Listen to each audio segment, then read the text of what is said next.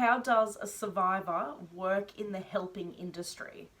I think it's really normal and really natural that somebody who has experienced trauma, domestic violence, or some other type of abuse would like to go on and help others who have experienced the same sorts of things, the same and had the same experiences, offer that support, offer that guidance, and offer that compassion and understanding to others who are going through the same. But it can be really, really challenging to work in an industry where you are sitting with people's trauma. It can be very triggering, and I don't think it matters how much healing you've done on yourself. You can always be triggered by something new or something different, or respond in a different way. And, I thought that I had done a lot of healing before I entered the child protection field.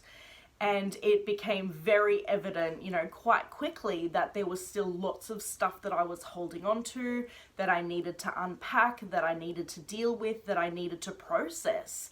And I did do, a lot of work on myself. I did seek out a counsellor. I've seen a psychologist. I've done some online programs. I've done different learnings and studying and reading and researching into different aspects of my own healing and what worked for me. But when I joined child protection, it was very evident how much more I needed to do. And so I can absolutely suggest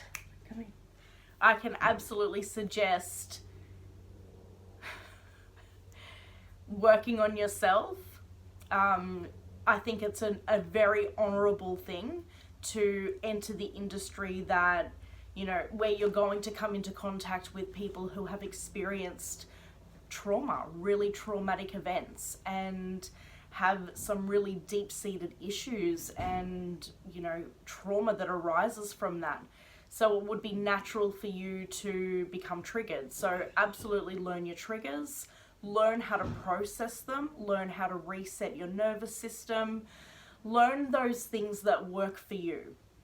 If you have access to a therapist or counsellor, I would absolutely encourage working with somebody external to the organisation you join. I had individual supervision and group supervision as part of my role as a child protection caseworker. And it is a little bit different when it's somebody who you work with and, they're internal people. And so I did utilize an external counsellor who was a great help for some things that were going on in my life. So I don't think that we should ever stop seeking out that help and support, and even different therapies, different somatic healing that we can engage in and participate in. I think it's really beneficial to keep doing that. But really become okay with reflecting on yourself and your skills and how you handle situations.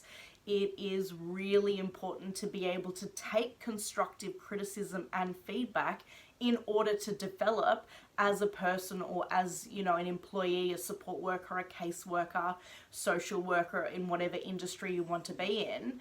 It is really going to benefit you if you can take that constructive criticism and you can turn it into something beneficial and powerful.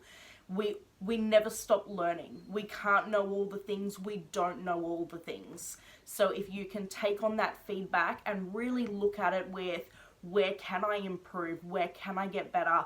What can I change in my practice, or what can I add to it? Then you'll be a step ahead if you're able to take on that feedback and really use it. Another thing that I would suggest is be really reflective of yourself with, if you identify biases and prejudices, which there will be, we're human beings. It's not practical to say, oh, I'm not judgmental, because we all have little things that we, our beliefs and our thoughts and ideas based on our experiences, what we've lived, how we've lived, what responses we got growing up, our childhoods, they all make up who we are.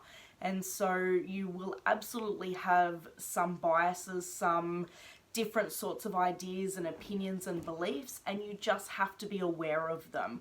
they're not necessarily a bad thing, but it is very helpful to be aware of where you might be, you know, over identifying with a parent, or not keeping a child focus, or, you know, putting your own generalizations or stereotypes or misunderstandings. And I don't think people do it deliberately or maliciously. Sometimes we don't know and we don't understand, and we have to own that and then seek that information out.